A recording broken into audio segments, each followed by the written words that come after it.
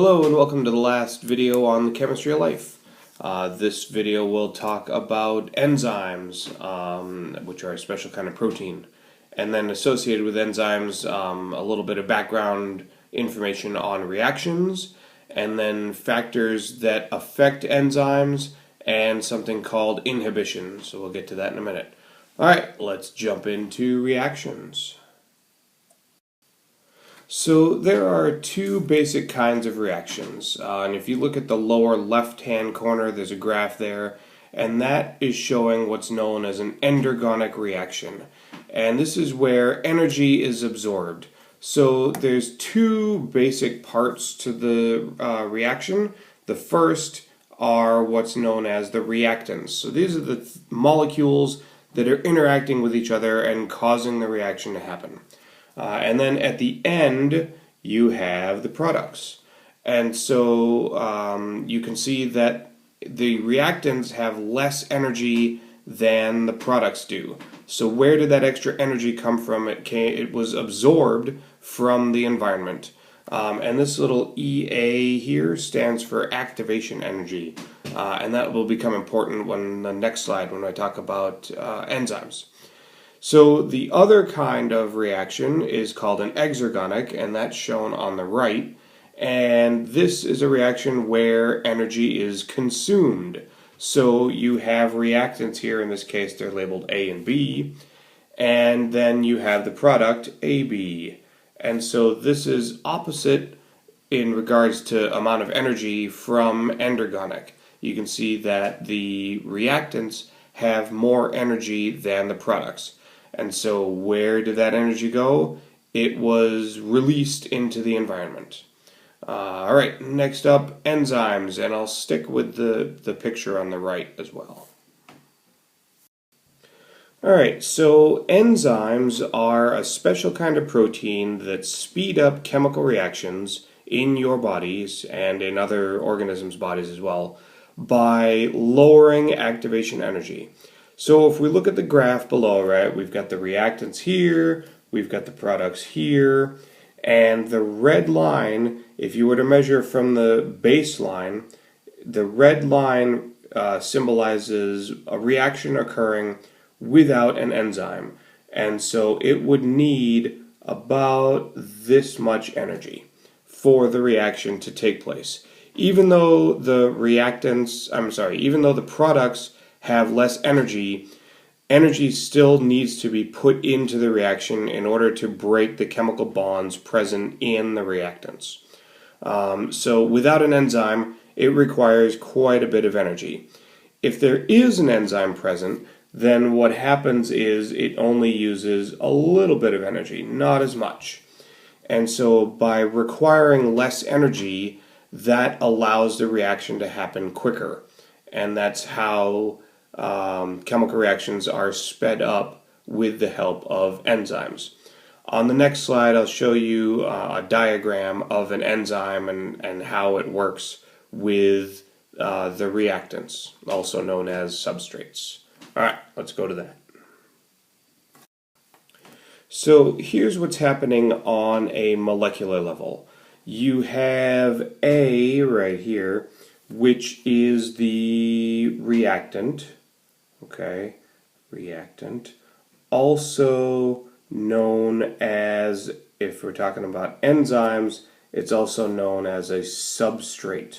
So the beginning parts of the reaction substrate are called substrates. The substrate fits into this molecule down here, and that is the enzyme.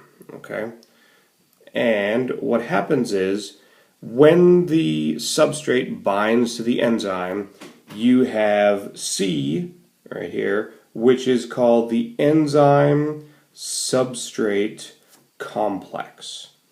And what happens now is the substrate fits so precisely into the enzyme that the enzyme is able to cause the bonds in the substrate to break faster. And then what you get are products, and that's E. And so in this case you have products. You hit start with one substrate and you end with two products. And notice that the enzyme stays the same. So B, C, and D, the enzyme doesn't change. The only thing that changes in this kind of reaction is the substrate and the into products. And so what can now happen is this molecule, after it's done breaking apart the substrate, can go find another substrate molecule and break it apart again. It is not consumed in the reaction. That's an important thing to write down about enzymes, okay? They speed up chemical reactions, and they're also not consumed in the reaction. All right, the next thing up are factors that affect the rate of how fast enzymes can work. So let's take a look at some of those. All right, the two big factors or environmental factors that affect reaction rate are temperature and pH. And from the graph, you can see that at 10 degrees Celsius, the enzyme is only functioning that well. At 20 degrees Celsius, it's a little better. At 30 degrees Celsius, it's even better. 40 degrees is the best. And then 50 degrees, it starts to not work as well again. And 60 degrees, it drops almost down to 0. All right, and ends at like 63.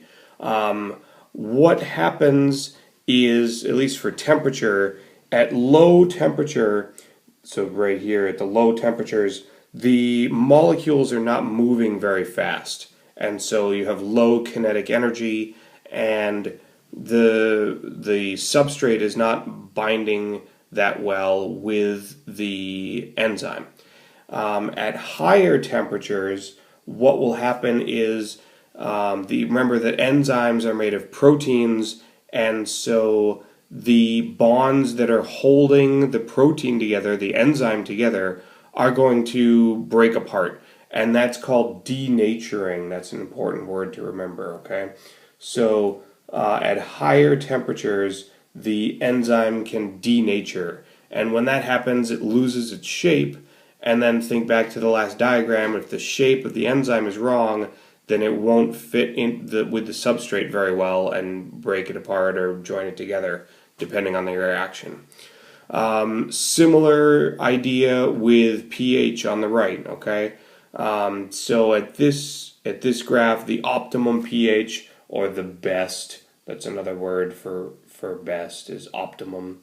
The best pH in this instance, looking at this graph, would be about 8.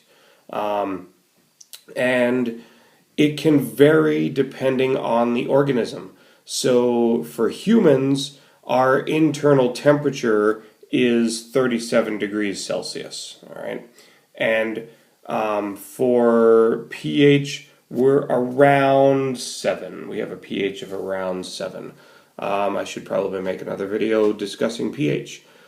So if we're talking about an organism, say a bacteria that lives on the floor of the ocean where magma is coming out because there's a volcano underneath at the surface of the earth, then these graphs would look different, right? Because the temperature of the magma, of the lava, is going to be higher, and so if it's able to survive at higher temperatures, then the best temperature is probably going to be, well, more than 40, right? Probably upwards of 60, 70 degrees, maybe even 100 degrees. That's boiling point. 100 degrees Celsius is boiling. And pH is different too, because you can have bacteria that live in your stomach or in your intestines, and the intestines have a lower pH than 7. And so if you have bacteria living in your gut helping you digest food, then they have enzymes as well, and they work best at a lower pH. So it all depends on the organism. So last thing to talk about are inhibition, and this gets back to the structural level of the enzyme. All right, let's look at those. Alright, so the last thing I want to talk about is inhibition, and you can see sort of four sets of diagrams here. And if you look at the first one, here's the enzyme right here, and here's the substrate, and so you get the enzyme substrate complex in the middle, and then the products at the end, and the enzyme. One thing that I didn't mention as part of the enzyme that I should have mentioned before is this little space right there. That is called the active site. All right, and this is important. You should write this down as well, because at the active site, that is where the substrate binds to the enzyme. And so one way that you can stop substrates from forming into products is to have competitive inhibition. All right, so that's what these pictures here is showing. Competitive inhibition. All right, competitive. And what happens is, at the active site, instead of the substrate binding, notice the substrate is like olive green at the top, right there. And you have, what will happen is, you could have another molecule similar to the substrate right here that will bind to the active site, and now there's nowhere for the actual substrate to bind, and so it's blocked. And that's why it's called competitive inhibition, because it's competing. You've got two molecules competing for the same active site. All right, the two pictures down below, again, this one is exactly the same as the first one up top, and so it's showing a normal reaction. And then also sometimes what can happen is you can get a molecule that doesn't bind to the active site, but it binds somewhere on the opposite side of the molecule, so not at the active site. And so this molecule will then bind to the active site, to another place on the molecule. That changes the shape of the active site. So now the active site doesn't fit correctly with the substrate, and the substrate cannot bind. All right, and the special name for this type of inhibition is called allosteric. All right, kind of a big word, allosteric. And so those are the two main kinds of inhibition. Competitive, where you have a molecule that competes with the substrate molecule for the active site. And then you have allosteric inhibition, where you have a molecule unrelated to anything that just happens to fit on another part of the enzyme, causing what's called a conformational change, a shape change to the enzyme, and not allowing the substrate to bind correctly. All right, I hope that was helpful, and I will see you in class tomorrow.